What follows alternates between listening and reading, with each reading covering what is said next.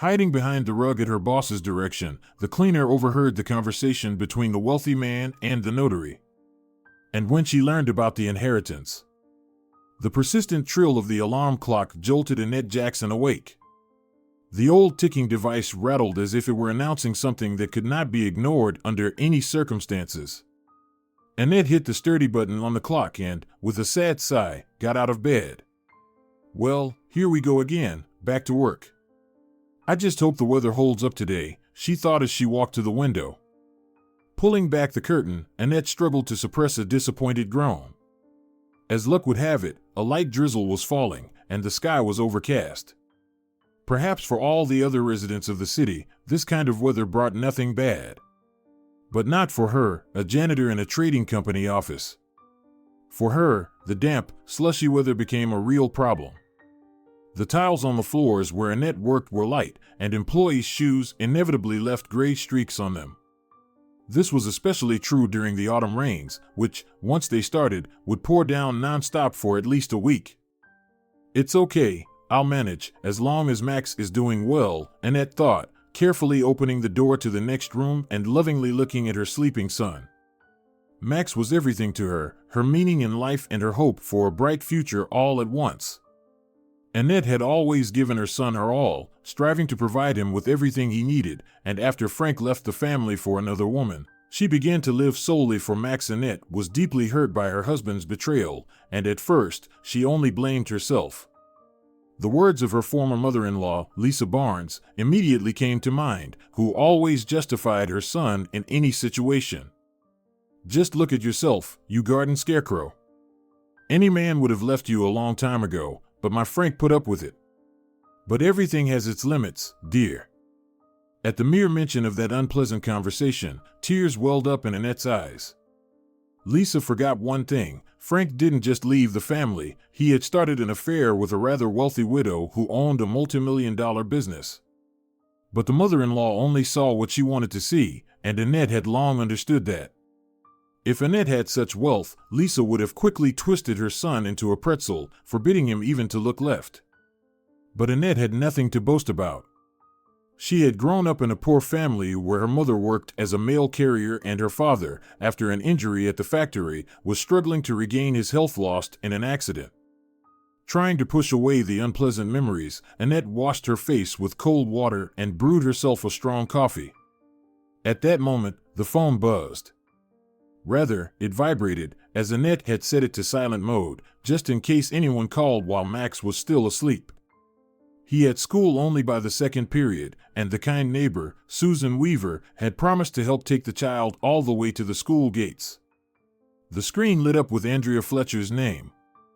A pang of anxiety shot through Annette's chest. Well, she hasn't changed her mind. She's going to make me spy on her husband again.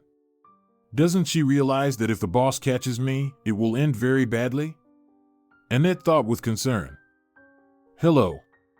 Good morning, Andrea, she replied, managing to pull herself together. Are you already at work? Andrea, the company director's wife, started without a greeting. Not yet, Annette replied shyly. Well, then hurry up and get dressed and head to the office. My husband has an important guest today. You'll open the door a crack and hide behind the rug to eavesdrop on what's going on, and then report back to me. What door? Annette was surprised. Oh, you're acting like a child. Which door? The one that leads from your little room to the director's office. It's been left over from the previous owners of the office. The truth is, it hasn't been used in a long time, and to hide it, Rick hung a rug in the office. You'll hide behind it, Andrea said in a tone that left no room for disagreement. Annette felt uneasy. What did this rich woman want from her? Why was she forcing her to spy on her husband? Was Annette really going to stoop so low as to listen to someone else's conversations? No, that's not happening. She can find someone else, she thought. What's the matter, Annette? Don't want to help your father?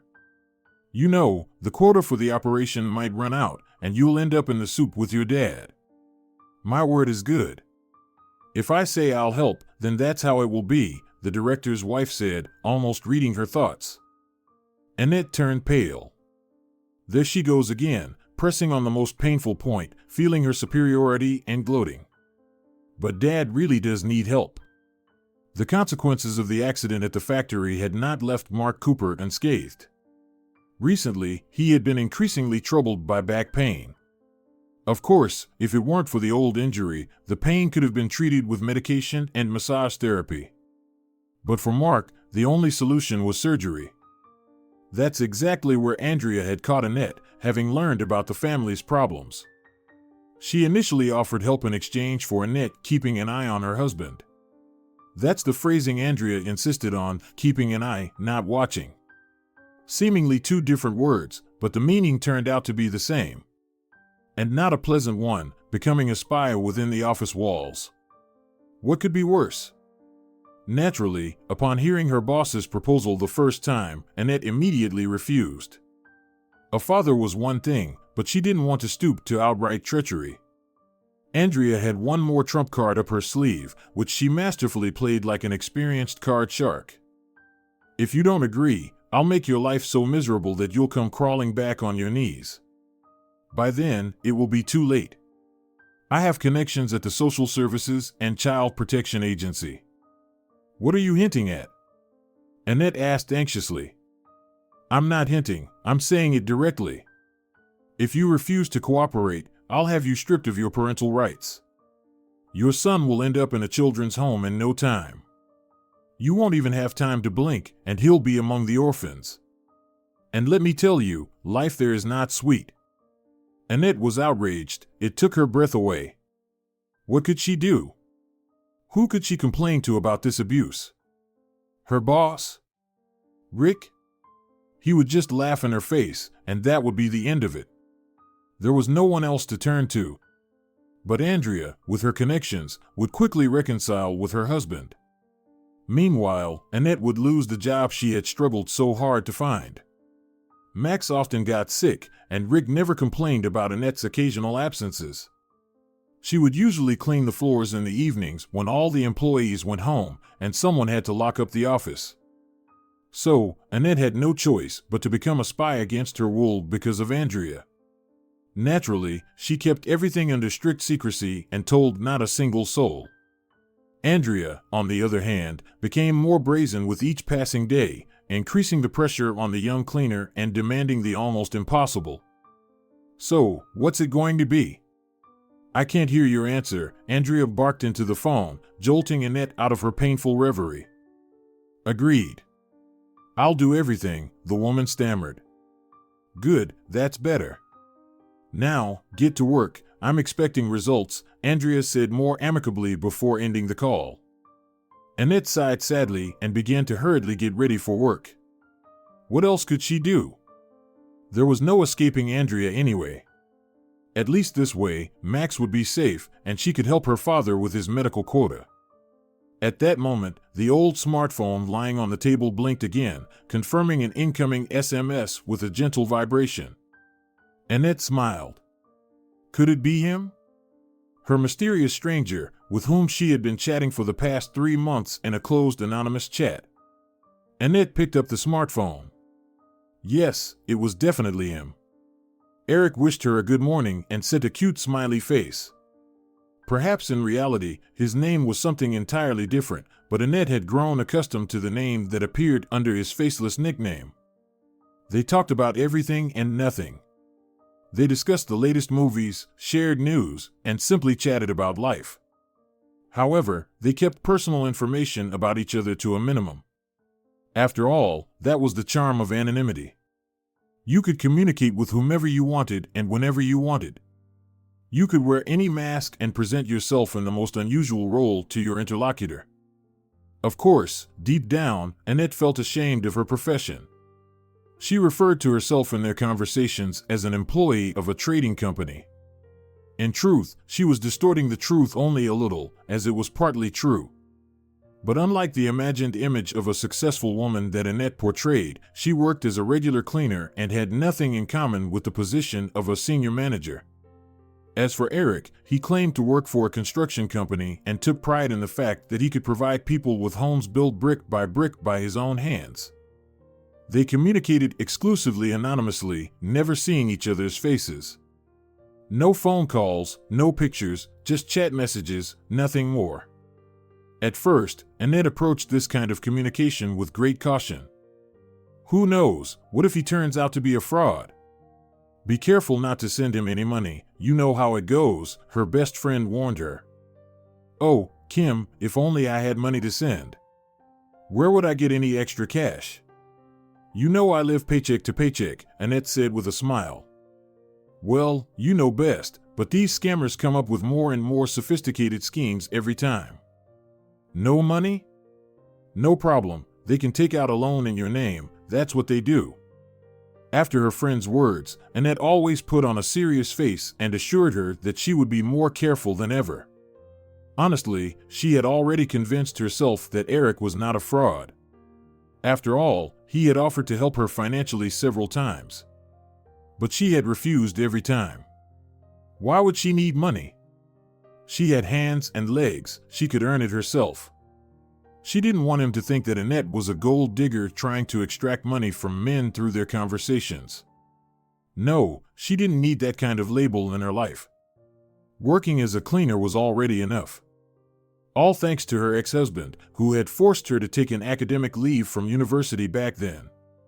After that, everything spiraled out of control. Annette got pregnant, and any thoughts of studying became irrelevant. Frank seemed to want nothing more than to turn her into a housewife to please his mother. A housewife who would cook, clean, and do laundry, losing her femininity and independence in the process. Having written a reply to Eric, Annette smiled and finally set off for work. No matter how you looked at it, their romantic correspondence filled her with energy, bringing a special sparkle to her eyes and a desire to keep going, defying all her troubles. Since the office was located on the other side of town, Annette had to take the bus to work. Fortunately, there weren't many people at the bus stop, so she wouldn't have to stand today. Her mood noticeably improved, despite what awaited her ahead. Soon, the bus appeared. The people waiting at the stop began to buzz with excitement. Annette got lucky. Today she managed to secure a window seat, her favorite spot.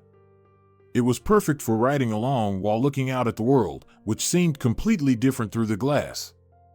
It felt like frames from a movie. People hurried off to work, schoolchildren rushed to class, and here and there, drifters scurried about, too, with their own tasks, collecting scrap paper, bottles, and begging. Fortunately, the drizzling rain never turned into anything more serious, and a wind that appeared out of nowhere quickly blew the clouds away. Throughout the journey, Annette texted Eric. She felt an overwhelming urge to tell her virtual friend about the orders from her boss's wife. Why was Andrea making her do this? What was the point? Rick was a pleasant and very kind man, and Andrea was surely like a rock wall behind him. But evidently, that was not enough for her. She craved adventure, spying, gathering information. The closer Annette got to her stop, the stronger her anxiety grew, along with a premonition of something irreparable. Well, that's it, Eric, I have to go. I'm at work now, Annette typed and got off the bus. Eric quickly replied with a cute smiley and a wish for an easy day. In the office, everything was as usual. The security guard at the entrance waved to Annette and then buried his nose back in yet another crossword puzzle, which snapped like nuts. After passing the makeshift turnstile, the young cleaner headed to her supply room, where she kept her spare uniform and all the necessary supplies. If Annette usually dressed without much fuss or anxiety, today she trembled like a leaf. Getting to the hidden door in the supply room turned out to be much more challenging than she had initially thought. Mops, buckets, and containers filled with cleaning supplies were scattered in her path. Annette had to sweat a bit before she finally reached the door and inserted the key into the lock. If it hadn't been for the carpet on the wall on the other side, she might have been able to hear what the director was discussing right from the supply room. But since the thick pile of that expensive item provided a strong soundproofing effect, she had to open the door and squeeze into a small niche formed between the carpet and the doorframe. Her heart raced like crazy. What if she got caught? What if someone walked into the supply room at the most inopportune moment? Sweat beaded on her forehead, and her hands trembled as if she had just done hard labor. When she opened the door, Annette immediately heard Rick's voice talking to someone on the phone. But she wasn't interested in that at all. Andrea was saying something about an important guest who was supposed to visit the boss at any minute. Maybe after this, she'll finally leave me alone? Annette thought, sweating in the stuffy, unventilated niche of the supply room. At that moment, her smartphone, resting in the pocket of her work coat, suddenly vibrated invitingly. No, it wasn't a call. It was another incoming message, an SMS from Eric. Glancing briefly at the screen, Annette became cautious. Normally, her virtual friend never wrote to her during work hours, but now he had decided to break that established tradition. Strange, this was totally out of character for him. Thinking about her mysterious acquaintance, Annette mentally called him hers. 3 months was no small amount of time, especially since they exchanged hundreds of messages each evening. As she fell asleep in her cold bed, Annette often pictured Eric in her mind. What was he like? Tall or of average height, overweight or slim? What color were his eyes? His hair? Annette was curious about almost everything regarding her virtual companion. Eric had responded quite openly, which, according to her friend Kim, did not confirm his sincerity at all. Oh, who knows what he writes there? He could be inventing a persona and fooling naive fools. Don't think he's writing just to you. What if this Eric is a convict? Sitting in a cell and writing SMS messages left and right out of boredom. Kim, stop it. I don't think Eric is like that. You can't tell from his replies that he's hiding anything or lying, Annette invariably protested. But Kim just shook her head. Oh, come on. He answered everything, right? So you believe him? Why does he remain silent about his marital status? He's probably just another married guy looking to have a little fun on the side. That comment from her friend felt like a blow below the belt for Annette. Eric truly refused to discuss his marital status and suggested that they consider it a taboo subject. Annette felt offended at first and pouted for about 2 days, but then she shrugged it off and forgave Eric. Besides, he really didn't owe her anything. After all, who was Eric to Annette? Just a pleasant conversation partner in the vast expanse of the internet, a friend from an anonymous chat. And how old was he really? 30 or 60? What if she was even chatting with a teenager? Nobody was safe from that. This meant Annette needed to be prepared for anything, even the possibility that her communication with Eric could end in an instant. Trying to find a comfortable position in the supply room, Annette set her smartphone aside, fearing she might miss the arrival of the guest in the director's office. For some inexplicable reason, Rick was agitated and paced back and forth like a cornered animal. Afraid of giving herself away with an awkward movement, Annette stood behind a screen made of dust-covered carpet and patiently waited for her moment. A couple of times, she felt a strong urge to sneeze, but she managed to suppress it, covering her face with her palm. Meanwhile, Eric sent another message marked urgent. What's gotten into him? He decided to take things to a new level in our relationship. I'll be fired from work in no time. I can't spend all day texting. Max is already on sick leave, and now this, Annette thought to herself, trying to peek through a tiny crack to see what was happening in the office. But today, Eric seemed to be on a roll. He sent one SMS after another, making Annette jump every time she felt her phone vibrate. But right now, that was the least of her concerns. As she found a small hole in the carpet, she anxiously watched Rick. He sat down at the desk and buried himself in his smartphone. In itself, this wasn't unusual, but the director's face at that moment expressed extreme concern about some problem. Suddenly, Annette felt a strong urge to sneeze again, and the need was so intense that even 10 hands couldn't have suppressed it. Only one thought flashed through her mind: great, now he'll hear me, and my hiding spot will be exposed, and then I'll get fired. Fortunately, at that moment, the door to the office opened, and the sound of the doorknob turning somewhat masked Annette's stifled sneeze hidden behind the carpet. "Rick, may I?" the guest asked. "Yes, of course, "Brian, come in." "I've been waiting for you for a while," the director replied. "Would you like some tea, coffee, or a snack?" The guest shook his head negatively and settled into the chair across from Rick.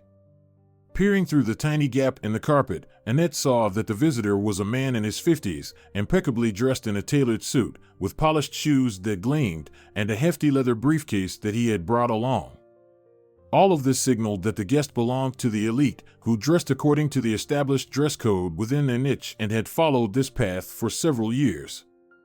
"Brian, since you don't want anything, I suggest we get straight to the point. Have you prepared what I asked for?" Rick broke the prolonged silence.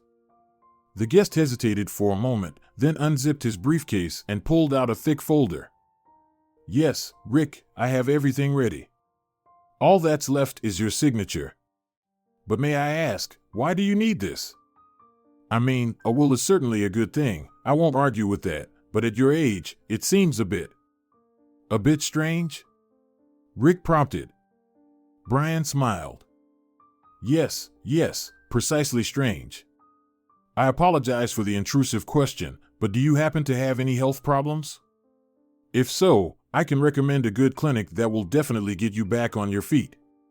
Believe me, the prices are quite reasonable, and the medical staff is the best in the area. I recently had an incident myself. Rheumatism got the better of me, echoes of a tumultuous past. They had me back on my feet in just a day. Rick patiently listened to the guest and then shook his head. "No, thank you, I don't have any health problems. It's more about something else.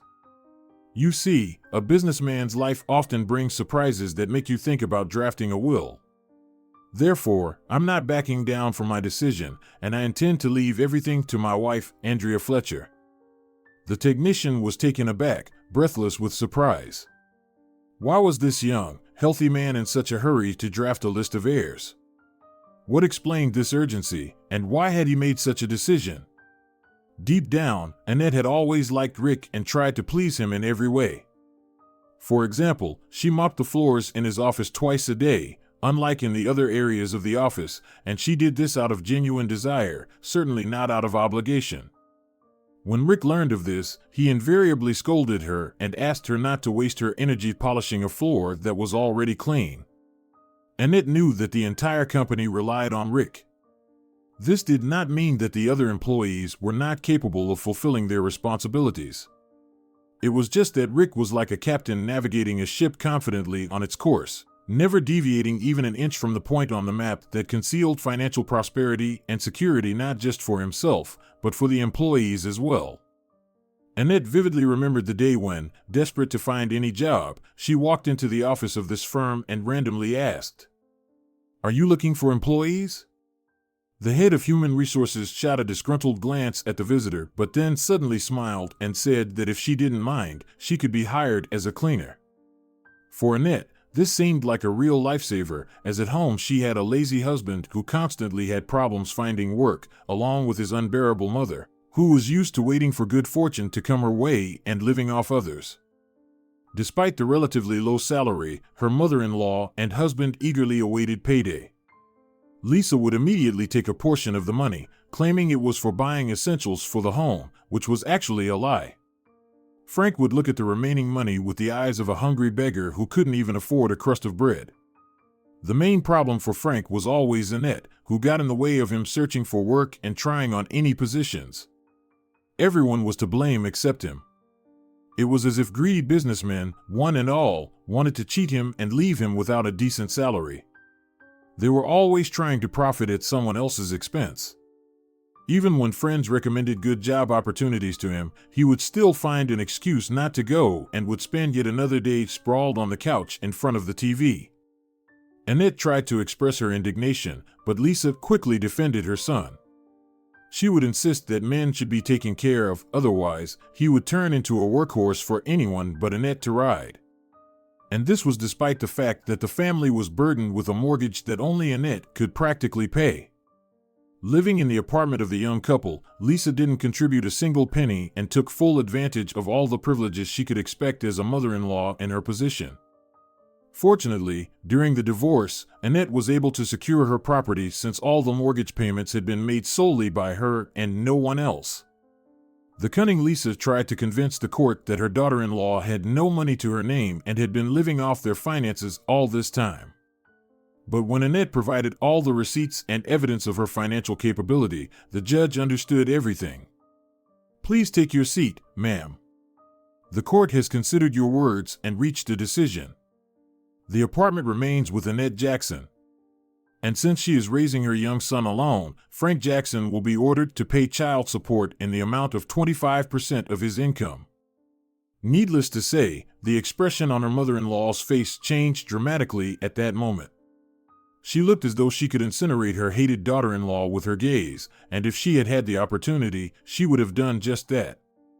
Unfortunately, Annette's lazy and useless husband managed to wriggle out of it once again. Soon he provided the court with a disability certificate that was supposedly supposed to exempt him from payments. Of course, the document was fake. Annette understood this better than anyone else, as her husband had no way to earn a disability status. Unless, of course, they were going to grant him disability for lying on the couch all day long, which could very well injure the sides of those in power with its springiness. Annette tried to convince the court that this was all a lie and, through her lawyer, intended to request an examination to assess her husband's actual condition. But, as it turned out, no one was willing to do this. The lawyer hired by Lisa didn't consider the facts and did everything possible to have the child support payments canceled. This was despite the fact that Annette still had several years left to pay off the mortgage. So acquiring the apartment turned out to be quite a pleasure. On one hand, there was a roof over her head. On the other, she could lose it in an instant if she defaulted on the mortgage. Only thanks to Rick, who frequently awarded Annette bonuses, was she able to stay afloat and even make mortgage payments. Of course, all of this was only possible due to Annette's strict budgeting and frugality. Deep down, she chastised herself for sometimes depriving her son, not buying him toys or new clothes, but on the other hand, having a roof over their heads was always better than some cute trinket that might bring joy to the heart but also instilled anxiety about the future. All of this flashed before Annette's eyes in an instant as she stood in the niche behind the carpet, struggling to suppress another sneeze. Meanwhile, the notary, as any professional would, began explaining to his client all the legal intricacies and pitfalls involved in drafting a will. To be honest, Annette felt very hurt by the thought that in the event of her boss's death, everything would go to his wife. She could already sense that this information would certainly please Andrea. After all, that insufferable rich woman was very interested in this meeting. For Annette, however, the sight left her feeling only bitterness. Rick was still quite likable to her, and she certainly didn't wish him any harm, let alone death. Brian took about 10 minutes to explain the intricacies of the matter to his client. He spoke in simple yet precise terms, so much so that even Annette understood what was going on. "Well, if everything is clear to you, I must take my leave. Sorry, I have other matters to attend to in the area. And to you, Rick, I still wish you many years of life, and may you not need this will for a very long time," said the notary, standing up from the table. Rick smiled and then shook his hand in farewell. "Indeed, your words will be music to God's ears, Brian." The notary nodded in agreement, then picked up his briefcase and headed for the door. Annette let out a sigh of relief. Finally, her surveillance for the day was over, and she could return to her direct duties. Meanwhile, Rick picked up his smartphone and began swiping his finger across the screen. Perhaps he was searching for the right number to make a call, or maybe he was just checking notifications. But when Annette's phone vibrated again, she felt uneasy. She suddenly realized that a message from Eric had arrived at the very moment Rick picked up his smartphone. It could all just be a coincidence and have nothing to do with reality. But her inner voice kept whispering that such coincidences just didn't happen. What if Rick was indeed her Eric from the chat? The realization shocked Annette so much that she froze, unable to take a step. Of course, she couldn't say 100% that Rick was her virtual friend, but it was too obvious that the moment the director picked up the phone, she received a new SMS. Determined to verify her suspicions, Annette picked up her smartphone and was taken aback. Eric was writing to her about some problems he was facing, and it was possible that they would have to stop communicating soon. However, this wouldn't be due to any fault of his own, but rather external circumstances. In that moment, Annette understood exactly what those circumstances were. Not long ago, Rick had mentioned some mysterious difficulties in his conversation with the notary that had prompted him to draft a will. "No, this can't be happening. It's just a coincidence," Annette whispered as her fingers began typing a response. She could only fully test her theory in one way, by sending an SMS from the supply room and watching to see if Rick would pick up his phone. She wrote just one phrase, "What happened?" At that moment, the director's phone buzzed invitingly, and a sweet smile appeared on his lips. In her astonishment, Annette nearly dropped her smartphone. It turned out she had been communicating all this time with her own boss, who was somehow seeking solace on an anonymous chat site. But what could Rick possibly be lacking in his life? With just a snap of his fingers, the city's most beautiful women would flock to him. No, not just the city, but the entire region. And instead, he was chatting every evening until midnight with a cleaning lady from the office, mistaking her for a manager. Annette's cheeks flushed with embarrassment as she imagined her boss's expression if her secret were revealed. How could she ever look him in the eye and admit that she had fabricated everything? Unfortunately, Rick didn't respond to her question. Instead, he sent a cute emoji, which, while uplifting her spirits, left a bitter aftertaste in her heart. Annette felt as if her world was collapsing before her eyes. Why had the truth only come out now? They could have continued to chat for months without suspecting each other's real lives. But now, thanks to Rick's insane wife, Annette could no longer see him as a virtual friend and pleasant conversation partner. She now knew that behind the faceless avatar was the director of the firm where she worked as a cleaner. Finally leaving the supply room, Annette reluctantly took a bucket and rag, heading to clean one of the offices. At that moment, she could only think about what she had seen through the tiny hole in the carpet. She felt a weight in her heart, as if she had betrayed someone close and dear to her. Mentally, she cursed Andrea, who had decided to uncover her husband's secrets but had ended up exposing Annette instead. Methodically wielding her mop, Annette pondered her situation. She was trying to decide whether to continue her communication with Rick or to end it today. Deep down, she longed to keep living in a fairy tale where a virtual companion showered her with attention, wished her good night and good morning, and sent her affectionate texts as she left for work, eagerly awaiting their evening conversations. Truth be told, Annette had never experienced such harmony even with her husband during the infamous candy bouquet period. Volodya was entirely devoid of any romantic thinking and saw everything purely in terms of profit. For example, if he ever bought her flowers, they were usually wilting, having been purchased on sale. Every flower shop owner wanted to squeeze every last bit of profit from their products and wasn't inclined to lose money by throwing wilted flowers away. Annette's mother-in-law didn't like flowers and referred to them as useless brooms that gullible men spent outrageous amounts of money on. But Annette never complained and was grateful even for those bouquets that lost their petals on the very first evening after being gifted. Frank himself saw no difference in the flowers, believing he was acting correctly since a bouquet of good quality wouldn't last much longer than the cheap flowers he had bought. Throughout the workday, Annette anxiously awaited a call from Andrea. Recently, they had hardly crossed paths and had shifted to communicating over the phone. However, during their first 2 meetings, Andrea had taken Annette to a cafe after work and bluntly laid out what she wanted. Annette understood that she had fallen into a trap from which she would hardly be able to escape. So, when her phone vibrated again, she looked at the screen with despair and let out a quiet sigh. It was her mother calling to inform her that her father had been taken to the hospital due to severe pain. "I'm sorry, sweetheart, to distract you from work, but your father is worse again. The doctors say he'll likely have to use a wheelchair permanently now. He has no cartilage left in his spine. All because of that injury. Do you understand? Why did he even try to fix it?" Kathy Lambert exclaimed in frustration. Annette bit her lip in anguish, genuinely hoping that Andrea would help her obtain a quota for the surgery. "Don't worry, Mom, I'll try to sort something out, I promise," Annette tried to reassure her. "Oh, sweetheart, we don't need anything.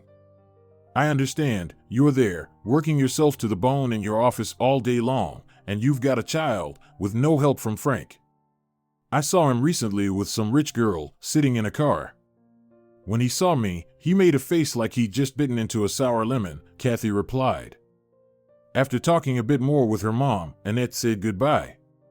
She remembered the family story about how her dad had jumped in front of a beam in the mechanical shop to save his friend when he saw it was about to fall. Of course, Mark had been saved, but her father hadn't been so lucky. To Annette's great relief, there were still no messages from Rick. Frankly, she wanted to sort out her thoughts and calm down a bit, otherwise, her heart felt like it would burst out of her chest. Then, 30 minutes before her shift ended, Andrea finally called. "So, I hope you have some good news for me?" she asked, as usual, without any preamble. Annette flinched, her cheeks going pale as chalk. "Yes, Andrea, I did everything you asked." "Then what are you waiting for? Should I have to pull information out of you with pliers?" the wealthy woman said, dissatisfied. Annette hesitated for a moment before saying, "You see, Rick had a notary come today. Brian, I think." "A notary? Interesting." Andrea perked up noticeably and immediately demanded more details. "And what were they doing there?" Annette swallowed nervously, trying not to think about the fact that she had been communicating not with Eric but with the company director. "As far as I understood, Rick made a will in your favor, Andrea." The wealthy woman made some strange sound, which Annette interpreted as a joyful exclamation. "Are you 100% sure, or are you mixing something up again? Understand, this is a matter of life and death for me. You need to tell me without any doubt."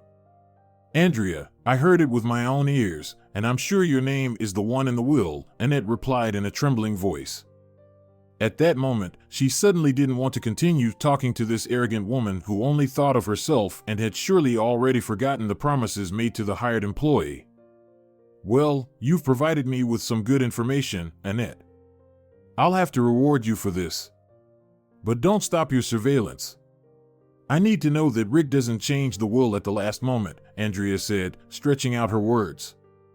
"What do you mean by last moment? What are you talking about, Andrea?" Annette couldn't hold back, revealing her clear interest in the matter. "That's no longer your problem, sweetheart. You just keep scrubbing with that mop and gather information for me. And I don't recommend sticking your nose where it doesn't belong. I'll bite. You can count on it," Andrea said, cutting off the call and leaving Annette in a state of sad contemplation. Of course, the young cleaner didn't know that at that very moment, Andrea was not alone in the room but was with her lover, Walter Reed, who had shared some very interesting information with her about a month ago. "Listen, Andrea, I used to work as an orderly in a psychiatric clinic." Andrea smiled languidly. The look in her eyes showed that she was least interested in the young man's past. It didn't matter to her if he had been a stable boy or a janitor. What mattered was that he wasn't beside her detested husband, who had been irritating her more and more lately. "Walter, I don't understand why you're telling me this story. So you were an orderly, and what? I'm happy for you. But you're unemployed now and living on my money." The former orderly clenched his fists painfully and continued. "Yes, Andrea, that's right. But you know, I still have some connections in the medical world. One of the doctors, Victor Powell, has gone freelance and is now working in a private center providing medical services to anyone who wants them." Andrea shook her head in confusion. "I don't understand what all this information is for. Let's cut to the chase already. You've been disappointing me a bit too much lately. If you don't get to the point, I'll find someone else, and you'll be the one regretting it later." Walter turned pale but continued. "So, this Victor recently told me a very interesting story. Apparently, a businessman named Rick Miller came to him for psychological help. He's being haunted by nightmares because his former business partner, Charles Adams, appears to him in dreams and demands his share. But Victor is no fool. He quickly realized what was going on and started milking this businessman for money. And you probably didn't know that, did you? Andrea sat there, staring into space. Her lover's story stirred up conflicting feelings within her. She knew very well the story of how, many years ago, Rick, while still single, and his business partner Charles had been involved in a terrible accident on a bridge. Rick managed to escape from the sinking car, but Charles got stuck in his seatbelt and went down with the vehicle. Rick wanted to dive back in after him, but he had only half a second of air left in his lungs. When he took a breath and tried to dive again, he couldn't find the car anymore and lost consciousness from lack of oxygen. Fortunately, he was saved by the emergency services that arrived at the scene. There were rumors that Charles's body was never found, and the passenger seatbelt had been cut. The rescuers all said in unison that Charles had died and that his body was likely carried several kilometers downstream. But Rick, trembling with cold on the shore, begged them to continue searching, convinced that Charles was likely still alive. Time passed, but his missing partner never reappeared. Since then, not a day had gone by without Rick remembering his late friend. Despite the fact that the body was never found, Rick had a full-sized granite monument erected in the cemetery at his expense, depicting a man walking up the steps into the sky. When Andrea learned this from her lover, a clear scheme for a future plan immediately formed in her mind. If Rick was hiding his visits to a private psychologist from her, she could use that to her advantage. And she certainly intended to do so. The day after their conversation, Andrea, carefully altering her handwriting, sent Rick a letter without a return address, threatening him on behalf of the deceased Charles. She did this with one goal in mind, to unbalance Rick and achieve his psychological instability, which could impair his ability to manage the business. After all, Andrea couldn't and didn't want to physically eliminate the fiancé she despised. No matter how you look at it, any crime leaves behind evidence that can quickly point to the organizer and perpetrator. Therefore, she and Walter set about driving Rick to distraction by sending him anonymous threats and also slipping special drugs into his food that would further heighten his anxiety. But there were complexities in this situation. To Andrea's dismay, Rick had recently found solace in some anonymous chat rooms where he spent several hours each evening. Andrea tried to find out what was going on, but the businessman was adamant and told her almost nothing. Nevertheless, Andrea continued to pretend to be a loving woman who was completely unaware that her husband was seeing a private psychologist. Victor turned out to be a man with ulterior motives and immediately saw the benefits of a possible conspiracy with Andrea and her lover, Walter. Together, they set about targeting the businessman, trying to prove to everyone that he was mentally unstable. This was precisely why, fearing the revenge of the resurrected Charles, Rick decided to draft a will, afraid to tell a girl named Annette, whom he had met online, about it. Naturally, she knew nothing of this and could only guess at the motivations that prompted her boss to take such a step. As she was leaving the office, Annette came face to face with Rick, who smiled at her kindly, though he looked distracted. In that moment, she felt an overwhelming desire to tell him the truth and throw herself into his arms. But then, weighing the pros and cons, Annette shook her head and dismissed the thought. It was better for everything to remain in the realm of the internet and fade into oblivion, where it had originated. Watching her boss walk away, she felt a salty tear running down her cheek. "What are you doing?" "Go, get him back now," her inner voice urged, but Annette stubbornly ignored it. Instead of confessing her feelings to the man she liked, she dialed Andrea's number and tried to ask her what she hadn't managed to during their last conversation. "Andrea, I'm sorry for calling you. I have a question. How is the process going with the quota for my dad's operation?" "What quota? Did I promise you something?" "Well, yes, don't you remember?" exclaimed Annette. You're talking about that. Yes, it's progressing, of course. But you know how it is, a fairy tale is soon told, but it takes time to get things done. Just wait a little longer. I think we'll solve this problem in a month or two. Annette felt a rush of heat. How can it be a month or two? My dad was taken away by an ambulance today. He can't move without a wheelchair, you understand? He urgently needs surgery. If it's not done in time, he could end up paralyzed for the rest of his life. Well, dear, that's your problem now. I said I'd help you get the quota. And I will keep my word. But this process isn't quick. You should have thought about this earlier. Instead of waiting until the last minute, Andrea cut her off and hung up the phone. In that moment, Annette felt cheated. She had suspected for a long time that Andrea was only using her, but she still hoped that some spark of conscience would arise in the wealthy woman's mind, leading her to fulfill her promise. As soon as Annette passed through the security turnstile, tears streamed down her cheeks. She walked without paying attention to the road, lost in her thoughts. Why was fate treating her so harshly? Why had it sent her this Andrea, who only used her and intimidated her?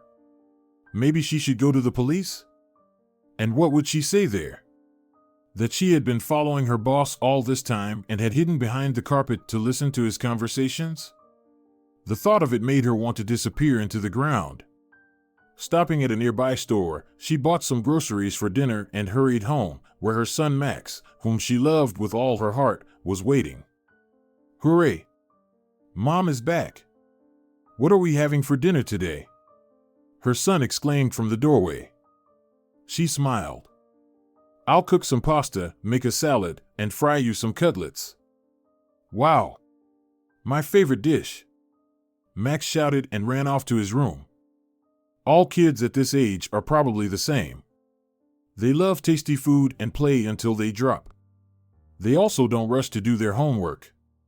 But just as Annette was about to start cooking, another message appeared on her smartphone screen. It was Eric, or rather Rick, asking how her workday had gone. Annette pondered for a moment and then accidentally cut her finger with the knife. The cut wasn't deep, but blood flowed abundantly, causing her to panic. At that moment, Annette remembered that her late grandmother, Susan, always said that such occurrences were a sign. And that meant she had to tell Rick the truth. Annette was deep in thought, wavering, unsure of what to do next. Then she suddenly took a selfie and sent it to Rick with the caption, "It's me." As soon as she sent her photo to the virtual Eric, he immediately left the chat. Silence reigned for a while. Well, that's it. The end of my job, the end of our communication. Tomorrow my boss will fire me so no one knows he confided in an ordinary cleaner every evening, Annette thought despairingly. But when Rick replied with his photo and wrote, "Nice to meet you," a sweet smile spread across her lips. That same evening, he visited her, arriving with a huge bouquet and a basket of gifts for Max. Annette watched, unable to believe her eyes. Was all of this really happening to her? For so long, she had feared their communication would end, and now it seemed to be reaching a whole new level. However, before they sat down to eat, Annette pulled Rick aside and told him what the businessman's wife had coerced her into. Wow! I had no idea Andrea was involved in that. Is it her doing those notes I receive practically every day? Someone is threatening me and saying that I must answer for Charles's death. Although I'm not to blame, that's how fate decided, and I could have been in his place, Rick remarked sadly. For some time now, he had noticed that after dinner at home, his condition began to worsen. At the same time, he was plagued by intrusive visions and strange voices, among which he could supposedly hear the recognizable baritone of Charles. To test his theory, Rick hadn't taken the medications prescribed by his private psychologist, Victor, for the past 3 days. When Rick submitted the medications for analysis, it turned out that the specialist had been feeding him powerful hallucinogens that, when combined with certain types of drugs, caused compulsive behavior, paranoia, and could drive a person insane. That evening, Rick decided to stay over to talk to Annette face-to-face rather than through an anonymous chat. The next morning, he headed to the police station, and soon the entire trio of inept poisoners was arrested. But the biggest surprise awaited Rick shortly thereafter. Wishing to interpret his persistent dreams about his deceased partner, he consulted a local fortune teller. She told the businessman that he was most likely experiencing prophetic dreams. And Charles was undoubtedly sending him signs in this way. At first, Rick didn't believe the fortune teller's words and dismissed them as a mere publicity stunt. But when he personally checked the nearby villages, he found Charles in one of them, who had, during his time away, grown a bushy beard and had 2 lovely children. Next to him stood a happy wife, pregnant with their third. "Hello, Charles, I thought I had buried you long ago," Rick gasped, startled, and rushed to embrace his long-lost partner. As it turned out, many years ago, Charles's body had been washed ashore by the river, where it was rescued by a young widow. The consequences of the car accident had caused Charles to lose his memory, and for about 2 years, he lived in the village without any knowledge of his past. When he finally regained his senses, he realized he didn't want to return to his former life and intended to stay in the village forever, especially since he had almost no relatives left. He had grown up in an orphanage. "I hold no grudge against you, Rick. I don't need the business anymore. The village is where my heart is," Charles replied, embracing his young sons. Rick returned home and contacted his lawyer, not about the inheritance this time, but regarding a quick divorce from Andrea. Despite this, Mark finally received the quota for his operation. And this happened without any external interference. Now, when hope sparkled in the eyes of the former workshop master, Annette realized that her father would definitely recover. Annette's ex-husband also received his share of attention. His disability certificate was officially recognized as a forgery in court, meaning the scoundrel could no longer escape paying alimony. It goes without saying that after such disgrace, his mistress immediately shifted her focus to a more worthy candidate. 6 months later, Rick proposed to Annette, whom he had once found online and had fallen deeply in love with from afar, afraid to admit to himself the tumultuous feelings of a young man. Annette accepted his proposal. Soon, the couple held a wedding that left the most pleasant impression on the hearts of the guests. But more than anyone, it was little Max who was the happiest about the wedding, as his parents promised him a sister or a brother. Or maybe even more than one. If you enjoyed the story, please support it with a like and a comment. All the best to you.